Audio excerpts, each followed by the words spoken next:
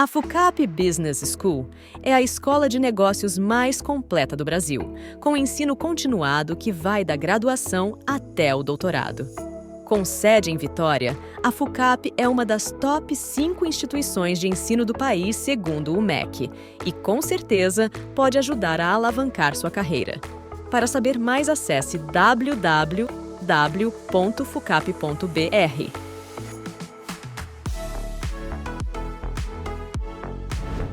Olá, tudo bem? Seja bem-vindo a mais um IBFcast, o podcast oficial do Instituto Brasileiro de Executivos e Finanças.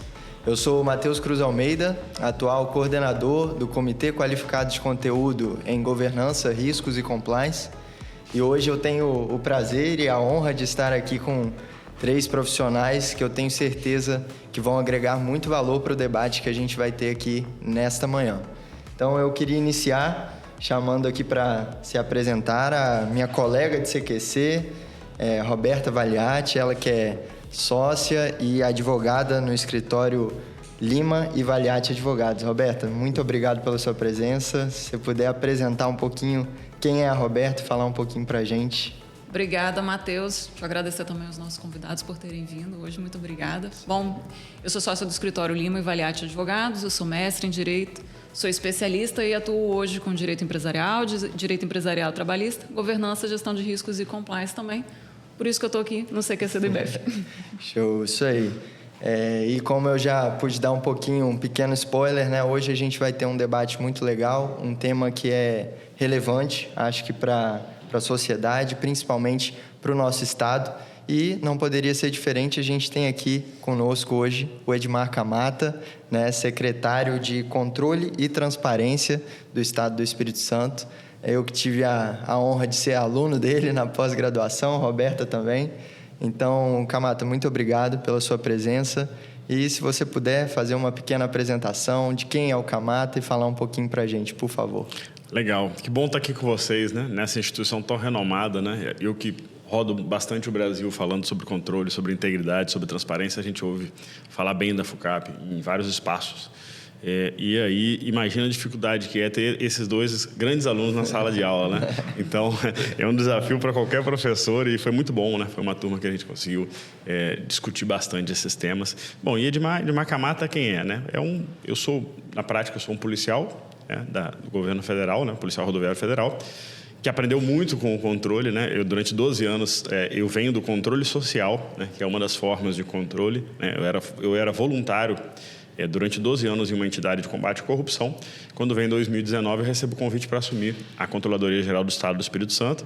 E aí, com essa missão, né, de colocar o Espírito Santo de novo como o primeiro em transparência, que já havia sido no passado. E junto com isso, a gente conseguiu outros títulos que a gente vai conversar daqui a pouco. Então, é um aprendizado constante. E agora, com uma missão nacional, né? Eu estou à frente do Conselho Nacional de Controle Interno, que é a entidade que reúne, né, os estados e as capitais nessa missão de controlar. Difícil missão, né? De controlar o bom uso do recurso público. Show. E trazendo um pouquinho, né, dessa visão, a nossa ideia aqui é justamente relacionar, né, o público com o privado.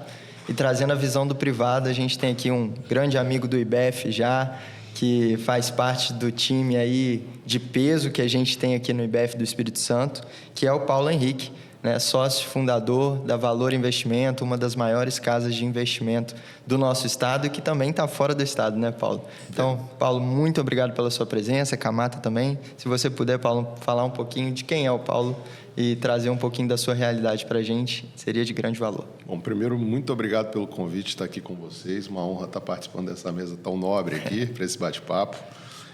Sou economista de formação aqui do Espírito Santo, na UFES. Depois fiz uma pós-graduação, mestrado na Fundação Getúlio Vargas, no Rio. E sempre atuei no mercado financeiro, sempre gostei muito disso desde a faculdade.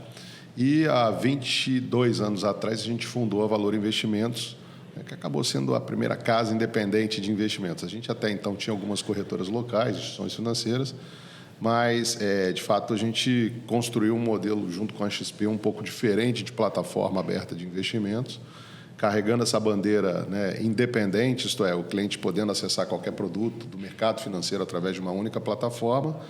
E a gente vem trilhando. Como você falou, a gente começou aqui em Vitória, no Espírito Santo, mas a gente tem filiais no Rio, São Paulo, Brasília, Belo Horizonte, Goiânia e 2 no interior, no Brumadinho e em Cachoeiro. Então, espero poder contribuir com o bate-papo, dando essa visão um pouquinho do mercado, né, de qual participo já há muitos anos. E, poxa, um prazer estar aqui com vocês. Obrigado. Show, legal. Bom, acho que já deu para perceber que o time está de alto nível hoje. E puxando já um pouquinho para que a gente comece aqui na nossa conversa, né?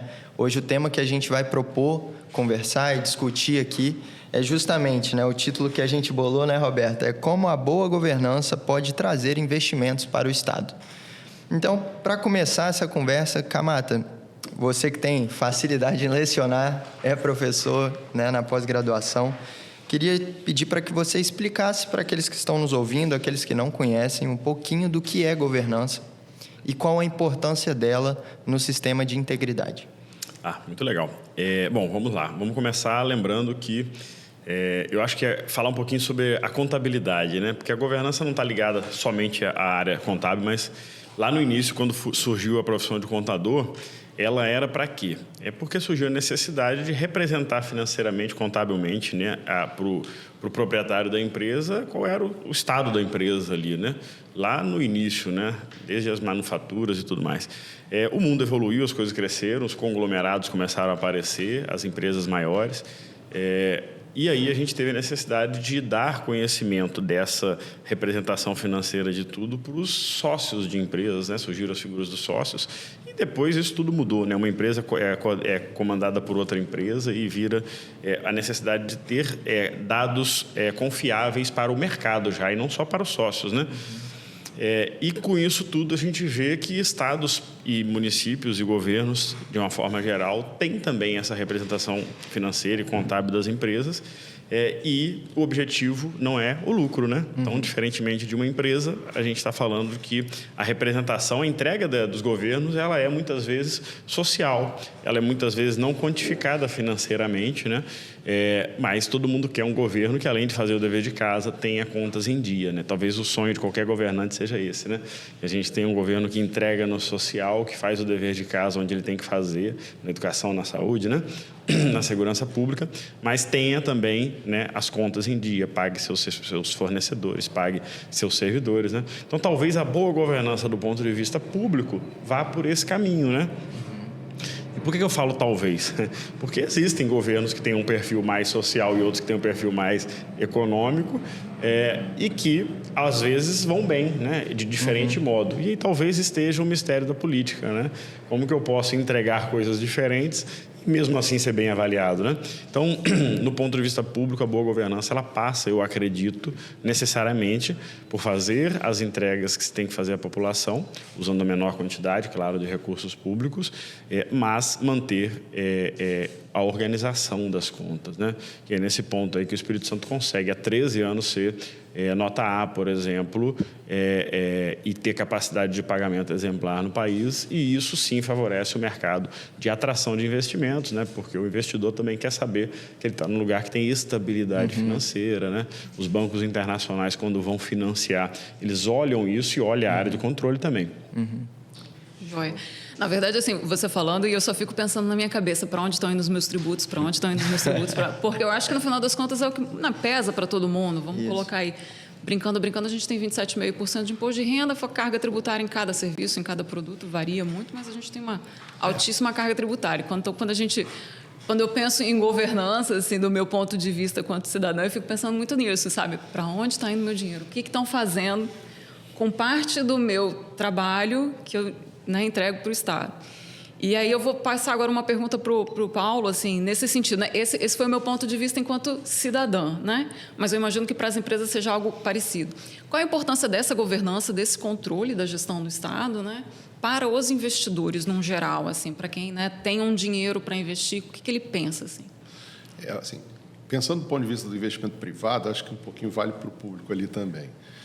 Você, enquanto investidor, você quer investir num negócio, numa empresa, enfim, numa organização de uma forma geral, que seja consistente, né, que entregue aquilo que ela pretende no longo prazo, que ela dê resultados, no caso de uma empresa privada, né, enfim, que tenha transparência, que, de fato, os objetivos estratégicos que são designados ali ou desenhados, eles são atingidos no longo prazo, né? E que tenha previsibilidade. Eu acho que quando a gente olha um pouco, olhando do lado, né, o setor público de uma forma geral, o que o investidor, né, ele busca uma empresa para se instalar, poxa, por que eu não me instalo nesse estado, ou naquele estado, ou nesse município, ou naquele município? Eu acho que é a questão de previsibilidade. E, certamente, governança passa por isso, né? Do mesmo jeito que, quando você vai investir, você tem opções de empresa A, B e C, você provavelmente vai optar por aquela empresa que tem um melhor nível de governança. Entendo eu que o investidor também vai fazer a mesma coisa quando ele escolhe um estado da federação para se instalar. Então, eu sempre falo muito assim, o Estado, né, o que é previsibilidade? É simplesmente não haver mudança de regra. O investimento produtivo ele leva muito tempo, né, um projeto de infraestrutura, uma planta, né, fabril, qualquer outra coisa. Você está fazendo investimento não para 3 meses, 6 meses, 1 ano. Você está fazendo investimento para 10, 20, 30, 50 anos. Então, de fato, isso vai passar por uma gestão, né, governamental. Pode ser que daqui a 10 anos seja outro governador, outro grupo político que esteja governando aquele estado ou aquele município. E, de fato, se você tem regras bem estabelecidas e aquilo está sendo cumprido, isso dá um conforto, dado que a gente está falando de investimento produtivo, investimento de longo prazo. Então, é super importante, além das contas arrumadas, que a gente pode falar isso um pouquinho na frente, mas dessa questão de estabilidade, de previsibilidade, que eu acho que é o principal fator que o investidor olha. E, certamente, um Estado bem organizado, como o Kamata falou, né, entregando aquilo que ele não prometeu, mas que a gente sabe que, né, existem muitos quebra-molas no caminho, né, que as coisas não sempre acontecem do jeito que a gente planejou, mas que, de fato, né, os objetivos estratégicos traçados, pelo menos as coisas estão seguindo por aquele caminho, certamente você tem confiança, né, de aportar seus recursos ou até mesmo de investir naquela localidade, justamente por conta desse alto nível de governança e de previsibilidade, que é o mais importante. Perfeito. Você falando, né, Paulo, eu me lembro até, também estava conversando com a Roberta antes aqui, enquanto a gente estava debatendo sobre o tema que a gente ia discutir nesse podcast. E aí eu me lembro que na B3, né, existem ali alguns requisitos relacionados à governança, né? O que hoje é chamado de novo mercado. Perfeito. É isso. E aí, se você puder um pouquinho, explica para a gente o que hoje os investidores olham para essa questão da governança, né, fazendo esse link aí com a B3. Na Bolsa Brasileira, a B3, como você bem falou, existe uma categoria, né, que a gente considera que é chamado de novo mercado, e que são níveis mínimos de governança que as empresas têm que atender para estarem listadas no novo mercado. Então, tem alguns requisitos de X% de ações ordinárias de circulação, níveis de tag along, que a gente chama, né? Caso o controle da empresa seja vendido, que o minoritário ele possa vender no mesmo preço ou nas mesmas condições que o controlador está vendendo. Enfim, tem uma série de regrinhas que você pode fazer. E, certamente, essas empresas elas acabam sendo mais atrativas do ponto de vista do investidor, né? Certamente, você vai colocar dinheiro num negócio que ele é muito melhor organizado, mais transparente e que, de fato, esteja alinhado com o investidor minoritário, né? Porque você vai entrar pequenininho naquele negócio, mas, você está meio de passageiro, né? Quem está tocando o negócio, fazendo a coisa acontecer, são os grupos controladores, os executivos que estão tocando aquela companhia. Então, o fato da empresa estar listada no novo mercado já dá uma confiança, uma tranquilidade maior, né? Você tem um selo de garantia ali que você não está entrando em qualquer negócio, em qualquer empresa. E esse alinhamento é super importante, porque quando você faz um investimento numa empresa, de novo, você está fazendo um investimento de longo prazo. Você não está comprando uma ação para vender semana que vem. Pode ser que a ação suba na bolsa, você queira vender, tudo bem, né? Mas, geralmente, a atividade produtiva ela gera resultados no longo prazo, a empresa cresce, a empresa gera dividendos, gera lucro. Então, é isso que o investidor busca olhando essa empresa. Então, certamente, níveis maiores de governança são mais atrativos, mais charmosos do ponto de vista do investidor. Certamente, ele opta por isso. Então, assim, de acordo com o que você está explicando, isso é para dentro de empresas grandes que estejam ali no novo mercado, né? Mas mesmo para empresas menores, ou mesmo, enfim, vamos colocar empresas menores, né? Vocês veem que essa organização, essa maturidade em governança das empresas, de fato, é uma pergunta que eu faço para os dois, né? Ela converte na última linha lá do balanço, né, que o pessoal brinca, ela converte em lucro, ela converte realmente em valorização da empresa? Como é que vocês têm visto isso? Se vocês quiserem citar algum exemplo, alguma questão, fiquem à vontade. Faço para os dois a pergunta. Com a palavra, o executivo de finanças. Vamos lá. Não, certamente, né? Por exemplo, hoje, para você ser fornecedor de determinadas empresas, se você não atender determinados níveis de governança e de compliance, você não consegue ser fornecedor para aquela empresa. Então, por exemplo, eu quero ter um grande cliente. Vamos supor que eu tenho uma empresa que fornece alguma coisa que eu quero pegar a Vale do Rio Doce como meu cliente. Perfeito. Se eu não atender determinados, né, níveis de governança e compliance, eu não consigo atender essa empresa. Mas, poxa, se eu conseguir atender a Vale do Rio Doce, eu vou ter uma linha de receita bastante significativa, porque é um grande cliente, provavelmente vai comprar muito da minha empresa, né? Então, olhando para uma empresa menor, é um pouco disso. Poxa, se eu tiver essa governança arrumadinha, minha empresa, nem olhando do ponto de vista do sócio aqui, olhando mais do ponto de vista do mercado mesmo. E o consumidor também está um pouco de olho nisso, né? Toda essa agenda de ESG que a gente está vivendo no mundo afora, até na prateleira, na gôndola do supermercado, isso acaba acontecendo. Determinados consumidores optam pelo produto da empresa ABC, que de repente tem uma pegada um pouco mais ESG do que outra, né? Justamente por isso. Então, acho que, do ponto de vista como pequena empresa, né, um fornecedor de uma grande empresa, como eu falei, você atende esses requisitos, você vai ter um grande cliente que você pode ter uma linha de receita melhor e, consequentemente, uma última linha melhor lá no resultado, né? E voltando um pouco para as empresas de novo mercado e tudo mais, né, do ponto de vista de investidor, o que acontece é o seguinte, poxa, vamos supor que eu queira investir no setor de mineração, né? Eu tenho 2 ou 3 empresas em bolsa que possam ser investíveis, vamos chamar assim. Pois se você tem uma dessas 3 empresas que tem, vamos dizer que os resultados são relativamente parecidos, múltiplos e tudo mais, mas se uma dessas 3 empresas ela está no novo mercado, tem um nível de governança e compliance um pouco melhor, certamente o investidor vai optar por aquela. Então, acho que, tanto do ponto de vista do investidor, quanto do ponto de vista de mercado, comercialmente falando a coisa, você acaba sempre se beneficiando em cima disso. E aí eu acho que é importante justamente falar que essa questão do novo mercado. E se os governos fossem empresas, quais governos seriam o novo mercado, né? E eu acho que é importante fazer essa comparação, porque, na verdade, o que se quer com ferramentas de controle de governança é fazer que cada vez mais os governos sejam como empresas do ponto de vista da governança, né? Óbvio que o governo nunca vai visar o lucro, mas que eles consigam ser considerados, né? E aí vem toda a nossa luta aí para que governos, sejam municipais, estaduais, federais, usem metodologias, usem frameworks, né? Tem um estudo que fizemos agora pelo Conselho Nacional de Controle Interno, Paulo, que ele faz o quê? É uma entrevista com um cunho científico feita com 2.708 municípios, né?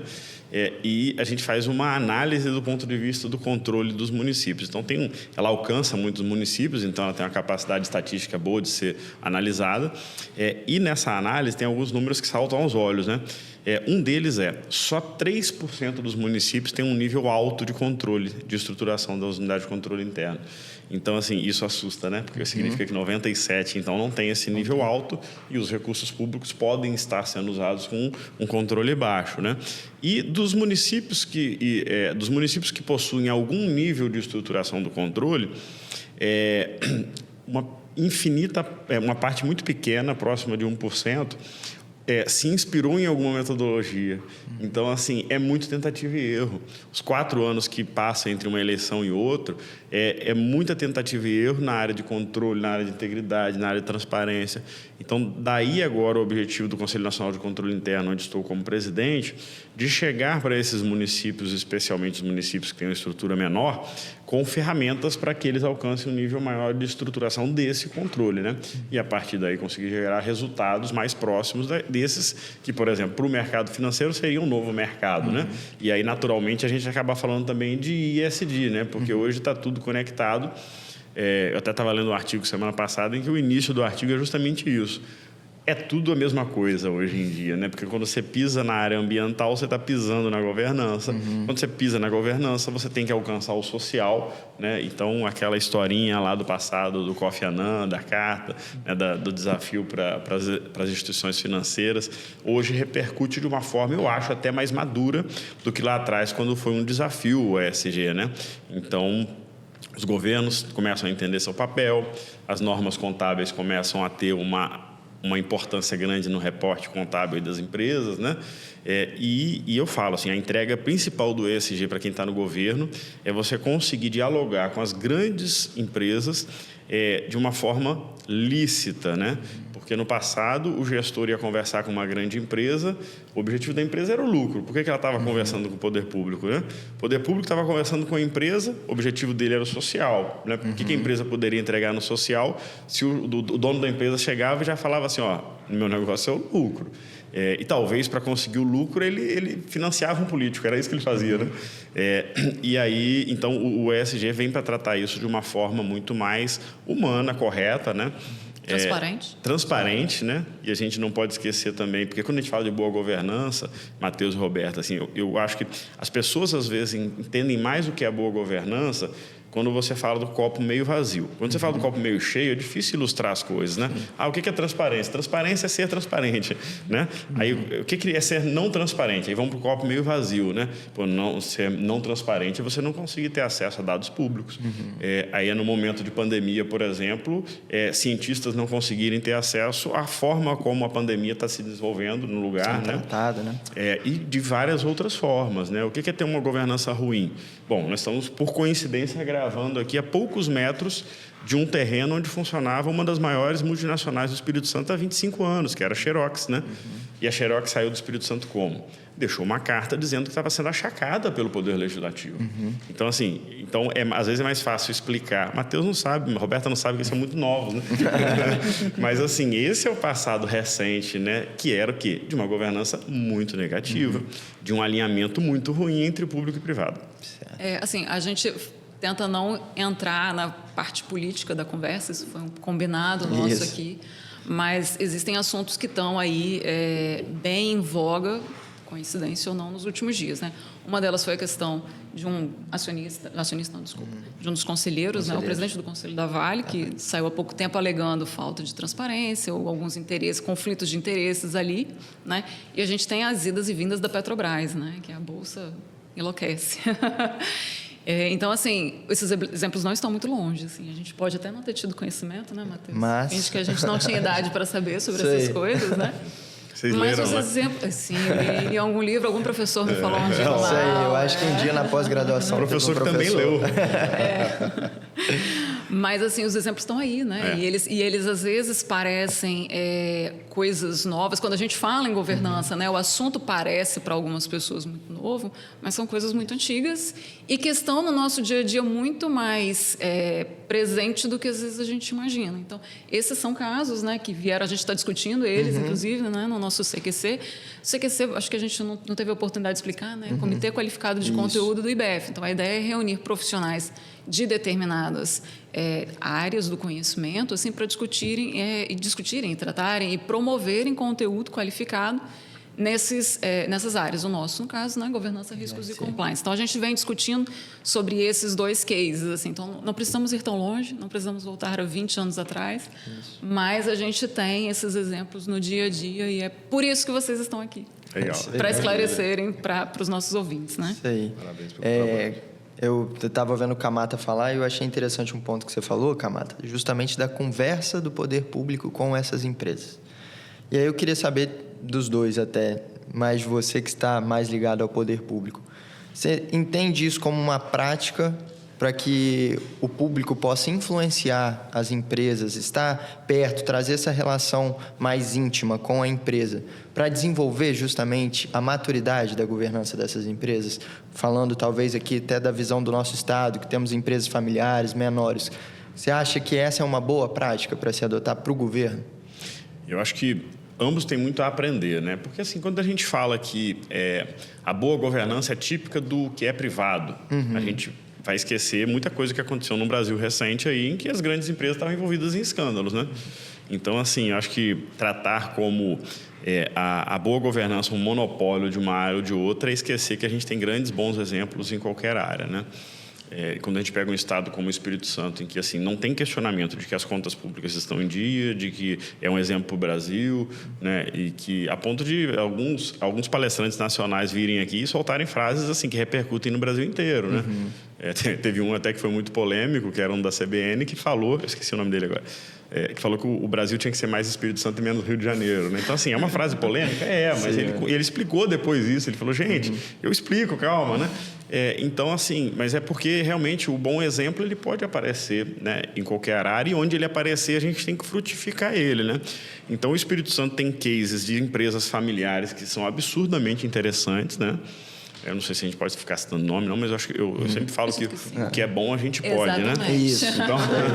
Então assim, o grupo Águia Branca, por exemplo, né? É unânime isso, né? Eles têm um case de boa prática. Referência. Que repercute nacionalmente. Existem vários outros, né, também nesse caminho. E aí, onde floresce esse tipo de aprendizado é muito importante. Agora, quando a gente parte para o IESG, por exemplo, essa responsabilidade social ambiental e da boa governança, onde que está a boa prática? Onde que está o bom exemplo, né? A gente teve uma sorte incrível de ter no Espírito Santo, no segundo semestre do ano passado, vocês acompanharam isso, o Paul Clement Huntz, que era o chefe da missão ambiental lá em 2004, quando Kofi Annan lançou o desafio do ESG, né? E aí eu até brinquei, falei assim, falar sobre ESG em qualquer evento é muito legal. Eu palestro sobre isso no Brasil inteiro, mas falar do lado do cara que criou é brincadeira, né? Então eu até brinquei no dia, falei assim, deixa ele falar primeiro, né? Porque vai que ele fala que o que a gente está falando está tudo errado. Sim. Mas para nossa sorte ele falou, caramba, o Espírito Santo é uma nova Singapura na cabeça dele, do cara que criou o ESG, porque aqui vocês têm acesso às empresas, vocês têm uma missão governamental que está sendo colocada em prática, né? O Espírito Santo tem um painel, Paulo, ele tem um painel ESG com seus projetos, os mais de 300 projetos estão estruturados à luz do social, do ambiental, da boa governança e dos ODS, né? Então, assim, e existe esse diálogo frutífero, né? Foi isso que ele falou. Então, assim, é bom saber que a gente tem essa interlocução, mas tem o dever de casa de fazer ela crescer muito mais. O que eu falo é que qualquer governo sabe onde que ele não está conseguindo alcançar o social, onde ele não está conseguindo alcançar a meta ambiental e onde que ele não está conseguindo alcançar em governança. O social, especialmente, as empresas querem hoje muito aplicar no social, porque o investidor também, porque ele é bonzinho? Não, porque ele viu que é um mercado que dá certo, que dá dinheiro, que assim como o novo mercado repercute bem e dá lucro, né?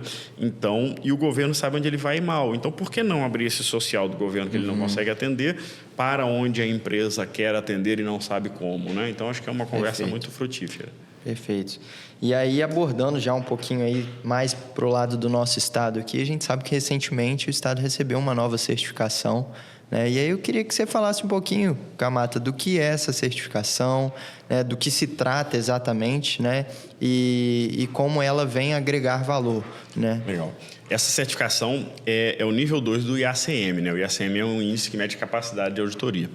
Mas para não falar de conversa que parece muito técnica e muito chata, eu vou ilustrar um pouquinho, assim. Cada profissão, eu sou policial, eu falei, cada profissão é vista de uma forma, né? E às vezes de umas formas meio mimificadas, assim, meio estranhas.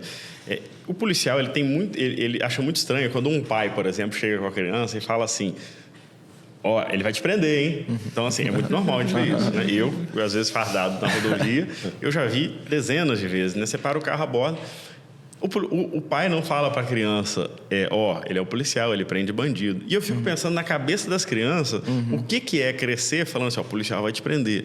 Aí chega uma hora que a criança vai refletir assim, será que eu sou bandido então? Né? O auditor, e aí vamos falar da auditoria agora, passa por algumas coisas parecidas, né? Tem uma piadinha que o Paulo, vocês devem conhecer, que é tem algumas variações dela, mas essa é a versão que eu acho mais legal, que é a seguinte, quando o auditor chega num órgão para auditar, tem duas grandes mentiras que são contadas, né? A primeira é quem recebe ele, que é o auditado, que fala assim, bom dia, nós estamos muito felizes com a sua presença aqui. Nunca estão felizes. E a outra é a resposta, né? Que o auditor fala assim, bom dia, nós estamos aqui para te ajudar. Na verdade, a tarefa, né, às vezes, do auditor, principalmente numa visão mais antiga, é aquele que está ali para encontrar erro, né? Se eu não sair daqui com um erro, peraí, uma vírgula fora do lugar, minha missão não foi bem cumprida, né? Então, assim, toda profissão que tem como finalidade mexer com as condutas humanas, fiscalizar, né, ou punir, gera esse tipo, assim como policial, assim como auditor.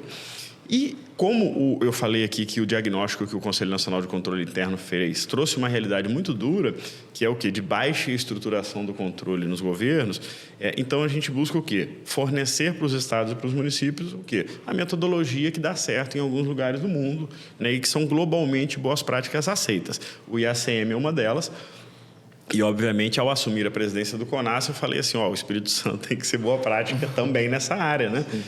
E aí nós certificamos, conseguimos, né, uma certificação que envolve muitos KPAs, dezenas de KPAs têm que ser acompanhados, né? E depois, essa mudança da cultura organizacional tem que ser comprovada, né? Então, são 2 momentos, né? Você avançou e você mantém, né, essa certificação, mas ela está ligada muito o quê? À estruturação da sua área de auditoria. E aí vem justamente aproximando ela do privado, né? Então, hoje não existe nenhuma área de controle no país que seja acima do nível 2 do IACM, e o Espírito Santo é nível 2, então é mais uma medalha aí, sim, que a gente recebe com muita felicidade, porque ela se repercute em boas práticas para fiscalizar recurso público, né? Parabéns. Maravilha, parabéns. Vou aproveitar e fazer uma pergunta. Antes um pouquinho aqui da gente começar, a gente estava falando sobre também esses controles no setor financeiro. Paulo, fala para a gente um pouquinho, você falou de 5 auditorias mais ou menos por ano, né, que vocês passam. Conta para a gente como é que é um pouquinho desse controle dentro de uma casa de investimentos como a Valor. No nosso negócio, né, a gente tem, no nosso grupo de empresas, a gente tem 2 negócios que são regulados, né, pela CVM, a gestora de recursos, a empresa de assessoria de investimentos. E a gente tem, entre aspas, auditado, né, pela CVM, eventualmente pela BSM, que é um órgão da Bolsa de Valores que nos fiscaliza e olha alguns controles internos e tudo mais, e pela própria corretora, o participante de mercado, né, XP no caso, que é o nosso parceiro de mercado, a instituição financeira a qual a gente está ligada para a parte de assessoria de investimentos, a corretora ela nos audita bastante, né? Então, qualquer coisa em termos de governança, em termos de qualquer vestígio, qualquer coisa, a gente tem que dar explicação no que está acontecendo. Isso nos ajuda bastante, porque no final do dia, eu tenho 300 pessoas dentro do meu negócio que eu preciso também, né, seguir normas rígidas, tanto pelo ponto de vista regulatório, para atender a questão da regulação, mas do ponto de vista de sustentabilidade do meu negócio, né? Se alguém faz alguma besteira lá na minha filial de Brasília, isso repercute em todo o negócio, né? Então, é todo mundo se ajudando e fazendo a coisa de fato acontecer da forma correta. Então, internamente também a gente tem todos os nossos ritos de governança para que, de fato, como a gente falou, né, o nosso negócio tenha sustentabilidade no longo prazo. Então, acho que é um pouco disso. E eu acho que depende muito de cada setor, né? Até aquela historinha que a gente falou anteriormente. Às vezes você é uma pequena empresa de serviço ou vende uma determinada mercadoria, um produto. Para você ser fornecedor de uma grande empresa, às vezes você precisa seguir determinadas regras para, de fato, conseguir entrar em um determinado mercado, atender um tipo de cliente diferente, até mesmo o próprio Estado, né, que é um grande cliente, não deixa de ser. Então, se você tiver essas premissas arrumadinhas dentro de casa, certamente você se torna uma empresa melhor e gera mais valor, né? A gente também trabalha com esse mundo de fusões, aquisições e tudo mais, tem um braço, né, de banco de investimento, vamos chamar assim. A gente não só melhora a última linha, como a gente falou anteriormente, mas você aumenta o valor da empresa, né? Mesmo uma empresa, uma pequena, média empresa, uma empresa que eventualmente é auditada ou que tenha uma governança, um nível de governança melhor que o outro, certamente no valuation dessa empresa, quando você vai vender essa empresa ou fazer um negócio, ela tem mais valor no mercado do que a outra. Isso aí. E eu lembro sempre, quando a gente conversa sobre essas questões, assim, sobre uma frase daquele jornalista da Band, que morreu há pouco tempo, esqueci o nome dele, né? Boechat. Não basta ser... a mulher de César, não basta ser correta. Tem que mostrar, tem que provar que é correta, né? Perfeito. E, nesse caso, entra o trabalho aí dos nossos operadores Isso aí, todos os dias, né? da governança, riscos e compliance, de manter esses controles, de manter a documentação, né? A gente também, lá no escritório, eu trabalho muito com isso. Eu estou hoje diante de dois cases grandes lá, que são brigas entre sócios, que um deles era o sócio administrador e fazia absolutamente tudo, e o outro não tomava pé de nada. Então, são 2 casos exatamente iguais de empresas diferentes. Assim, né? Então, assim, a gente... para quem está de fora, a gente precisa ir. Eu brinquei no início, né, onde estão indo os meus impostos, mas tem tudo lá na transparência também, né? Ou, enfim, os dados interessantes. A gente precisa ir atrás. Eu sou cliente da Valor, eu ainda brinquei também aqui no início, né? Assim, eu converso muito com o meu assessor sobre isso, e essa transparência, assim, não é também só de quem dá a informação. A gente precisa ir atrás da informação, né? Então, acho que isso... Do ponto de vista do acionista, né? Porque no final do dia eu sou sócio de mais um monte de pessoas da Valor. Então, do ponto de vista de acionista, é importante que esses controles e que tudo isso esteja funcionando bem, porque é um patrimônio que eu tenho. A minha participação acionária que eu tenho lá é um patrimônio que eu tenho. Então, no final do dia, eu quero que esse patrimônio cada vez seja mais valorizado no longo prazo, e é uma preocupação que isso não seja jogado por água abaixo. Sim. Legal. E passando até um pouquinho, né, para a discussão do título, né, desse podcast, né? Paulo, como você vê, como você enxerga, né, hoje, falando na sua posição, que certamente você pode falar acerca disso, como você enxerga, né, que uma boa governança no Estado pode trazer investimentos? O que você entende sobre isso? Hoje é uma realidade para o Espírito Santo? Se você quiser citar exemplos de outros estados que até a Valor esteja presente, né, e que se depare com essa situação, como uma boa governança no Estado pode atrelar, né, agregar investimentos para o nosso Estado? A gente vê claramente essa diferença, até olhando para filiais, como a gente está em vários estados, essa diferença. Né? Você vê estados que literalmente às vezes estão definhando, estão um pouco pior ali. A dinâmica da economia, as pessoas, empresas saindo e tudo mais. E, de fato, os estados que estão mais arrumados e mais aderentes a esse tipo de agenda, eles acabam atraindo muito mais coisa e, de fato, gerando muito mais emprego e renda. Né? Então, como diz o outro, não adianta ser só nota A no Tesouro, né? Ser só um bom pagador. Se você tiver um nível de governança bacana, certamente as coisas ficam muito mais atrativas. Aquela história do um investimento direto. Né? O investidor está olhando o longo prazo. Provavelmente o governador que está aí não vai ser governador daqui a 15 anos, 20 anos, mas o negócio dele vai continuar acontecendo aqui.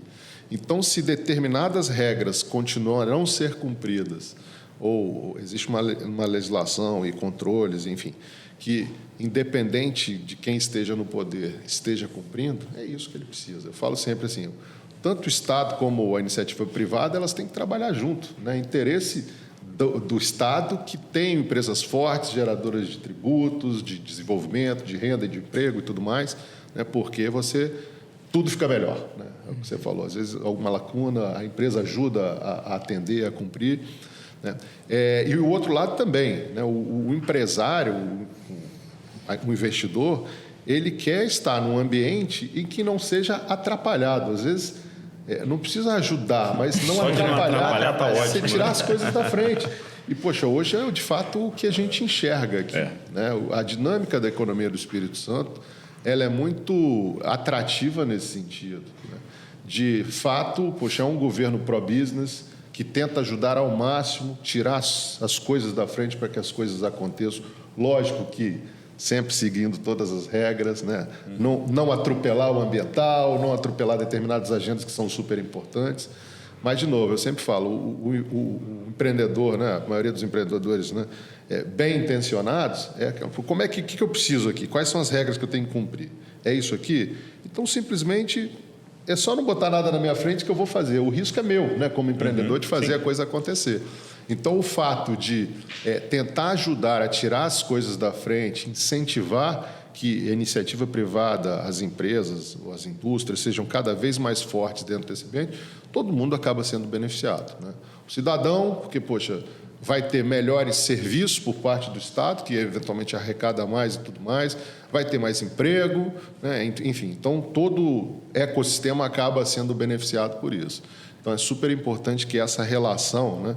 O Estado não enxergue o empresário como vilão, né? E o contrário também, né? O empresário ajude a influenciar positivamente o Estado, Perfeito. a olhar agendas e fazer com que, não só olhar para o seu próprio umbigo, né? A gente tem esse problema, às vezes a gente vê em alguns estados, ou até mesmo em alguns setores, né? O empresário olhando só para o umbigo dele, não faz isso, mas só está beneficiando a historinha Não dele. quer ali, ajudar o né? Estado, né? Não quer... E eu acho que essa visão é muito míope, né? Porque o meu negócio, por exemplo, né? Se eu ficar olhando só para dentro de casa, poxa, quanto mais gente, mais renda, mais riqueza for gerada aqui, eu vou ser beneficiado como empresa nisso, né? Então, até uma visão um pouco egoísta, mas do ponto de vista, né, olhando o social um pouco mais amplo, o ecossistema de fato, gerar riqueza para todo mundo. Então, acho que essas coisas andando junto, né, um Estado pró-negócio, o Estado fazendo as coisas certas, com as contas equilibradas, né, eu acho que é tudo isso que o investidor quer. E, certamente, ele vai dando os checks dele ali na hora de decidir para onde ir e fica muito mais atraente estar num ambiente como esse. É uma relação direta que a gente estava fazendo aqui, né? Um Estado, e aí a gente fala de União, Estado, município, com as contas organizadas, com os controles alinhadinhos para não fugir dinheiro pelo ralo. Você consegue aí, né, organizar as contas, você precisa, em tese, né? Você diminui o custo desse ente federado ali, então diminui também a possibilidade de ter que aumentar impostos para puxar esse Estado maior, né? Até então, mesmo para atração de financiamentos externos, a gente sabe que tem vários bancos de desenvolvimento internacionais que, eventualmente, né, direcionam recursos para Estados.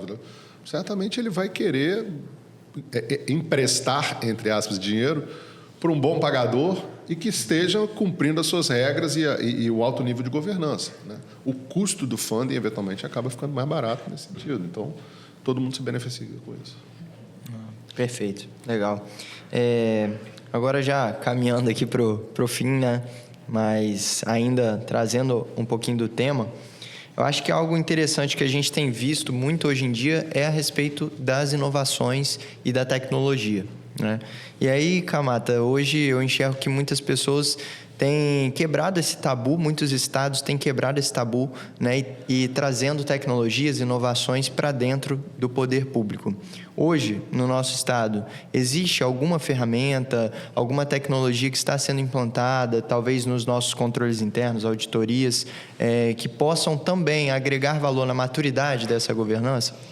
Legal.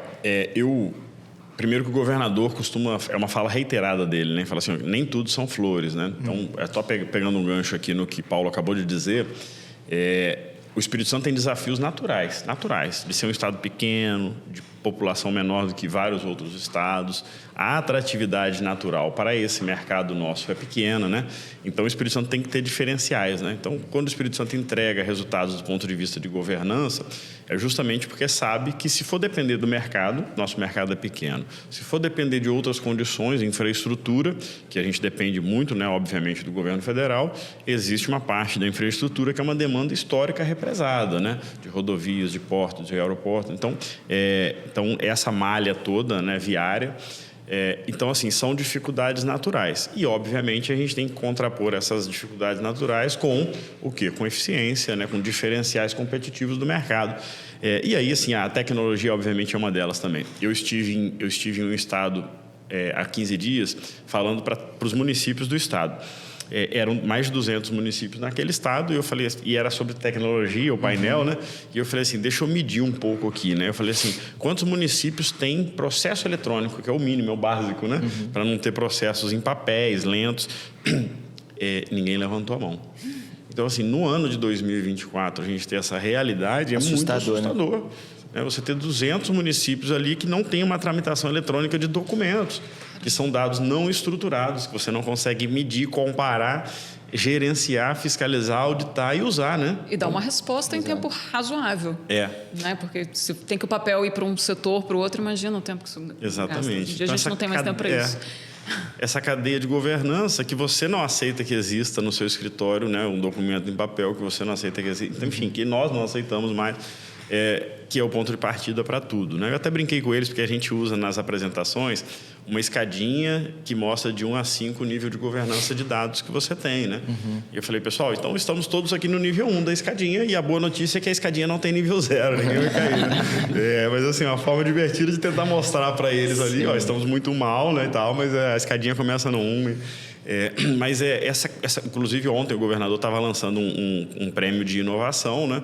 E ele fala isso, ele fala, olha, assim, não tem outro caminho não ser esse, né? Porque os estados têm que estar no mesmo nível ou maior. Os estados têm que ser capazes de pegar as pequenas e médias empresas que têm a maior dificuldade de ir para esse mercado inovador e ajudar a colocar elas lá, com a ajuda de várias entidades, do Sistema S, enfim, né? De mecanismos, né? De trazer esse ecossistema de inovação para dentro do estado, né?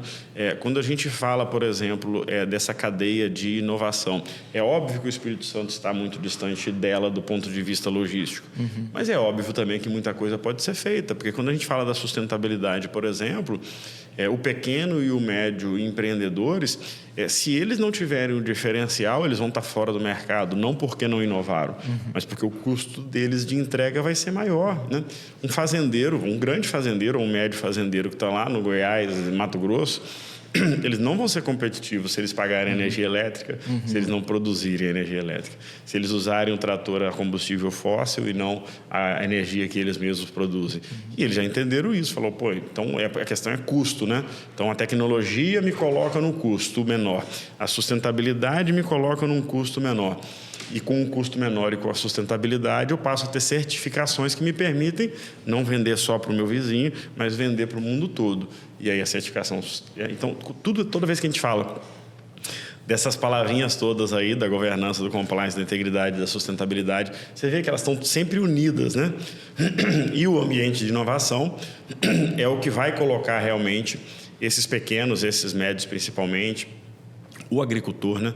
Estava vendo um case um dia desse desculpa, gente, do fabricante de pimenta do reino, que vendia pimenta lá em fardos de 50 quilos, e hoje ele está vendendo em sacolinhas de 50 gramas que ele vende para o país inteiro aquilo ali e gera um valor agregado 50 vezes maior do que o fardo que ele vendia.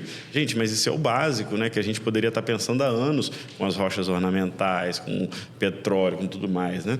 E é só a inovação que vai nos permitir colocar o pé nessas novas atividades. Quando você faz, por exemplo, o Espírito Santo tem fundo ESG, 250 milhões, né? Tem o fundo soberano, inspirado nas melhores práticas globais de uso de royalties do petróleo, né? Esse dinheiro é para quê? Para entregar na mão de empresas que já são sustentáveis? Não necessariamente. É você aportar recursos em empresas que hoje não são sustentáveis, mas que querem fazer a transição e o Estado tem interesse. Então, tudo isso está envolvido nessa sistemática de trazer a inovação. E o caso do fundo ESG, por exemplo, é o Bandes que opera, né, e tem dado uma repercussão bem importante do ponto de vista de ajudar as empresas a pisarem na área sustentável com um empurrão do governo e aí serem importantes não só para o Estado, mas para vender para o mundo todo. Legal. Roberto, eu deixo para que você faça a última pergunta para os nossos convidados, então. Ótimo. Então, para a gente terminar, eu vou pedir a vocês, até para ser um pouquinho breve, eu vou inverter a ordem. Eu vou perguntar o seguinte, Paulo, para um investidor, para, né, uma organização privada, o que é mais importante na governança do poder público? Certamente essa transparência que você colocou antes. Você saber para onde está sendo aplicados os recursos, em que frentes e tudo mais. Acho que isso é super... A questão de equilíbrio fiscal é super importante. Ninguém quer estar num ambiente que o cara gasta mais do que arrecada, né? Então, acho que essa questão de fato, ajudar desses interesses convergidos, né? De ajudar as agendas privadas, de tirar as coisas da frente, tentar fazer com que o empreendedor que toma o risco dele, que faz as coisas acontecerem, ele consiga ter êxito, né? Lógico que não é privilégio, de jeito nenhum. É simplesmente colocar o pano de fundo, quais são as regras, tentar ajudar a construir que esse ecossistema, né, esteja um pouco mais favorável ao negócio dele prosperar e fazer a coisa acontecer, né? Tirar as pedrinhas da frente. Acho que isso é uma agenda super positiva para os dois lados, né? Do ponto de vista de governo, do ponto de vista de iniciativa privada. Maravilha. Nossos candidatos a vereadores e a prefeitos esse ano, fica a dica.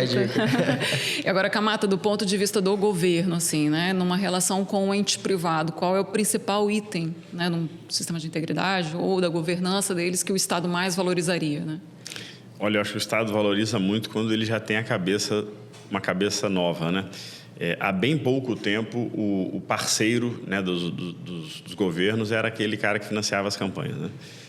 E eu acho muito legal quando eu vejo um empresário, isso acontece muito, assim, pega no braço do governador e fala assim, precisamos avançar nisso. E esse nisso que ele está falando é boa prática, é competitividade, é empreendedorismo, é inovação. Por quê? Porque não tem outra pessoa que possa fazer esse papel, senão o empresário, o empreendedor que está olhando o mercado que está aberto para o Estado ali e ele está vendo o quê? O Estado como uma capacidade de parceria importante, né? Então, assim, eu gosto muito quando o empresário marca um café comigo e fala assim, Camata, então, essa área da integridade, a gente precisa... eu tô precisando fazer o pequeno e o médio avançar nisso. O Sebrae, às vezes, faz isso, né? O Sebrae faz alguns eventos, fala assim, a gente precisa trazer o pequeno e o médio para a agenda da sustentabilidade, porque ele automaticamente não está vendo isso, vai perder mercado, está pagando energia elétrica, está pagando não sei o quê, não está conseguindo agregar valor ao produto dele. E a gente sabe fazer isso, né? Então, acho que é importante isso. Assim, parceiro é aquele que te coloca num lugar melhor do que você estava, né? Em muitos momentos, a gente viu parceiros que te levavam para um lugar pior que você estava. Então, isso não é parceria, né? Então, eu acho muito legal quando o setor produtivo, o empreendedorismo, o investidor chega para o Estado e fala, vamos para um lugar melhor do que a gente está, né? E isso é possível, né? O Espírito Santo não é um mar de rosas, o governador é muito realista sobre isso, né? A gente tem evoluções a acontecer ainda em algumas áreas, e nessas áreas, talvez, o diferencial competitivo para o Estado seja o privado agregando valor a essa tarefa pública, né? Ótimo. Isso é facilitado no nosso tamanho de Estado, né? Todo mundo conhece todo mundo. A gente tem, pelo menos aqui no IBEF, a gente sempre que precisa tem acesso aqui ao secretário, ao governador, a gente tem essa facilidade. Às vezes o secretário não responde, né, Roberto? Não, muitas vezes ele não responde. Mas ele vem.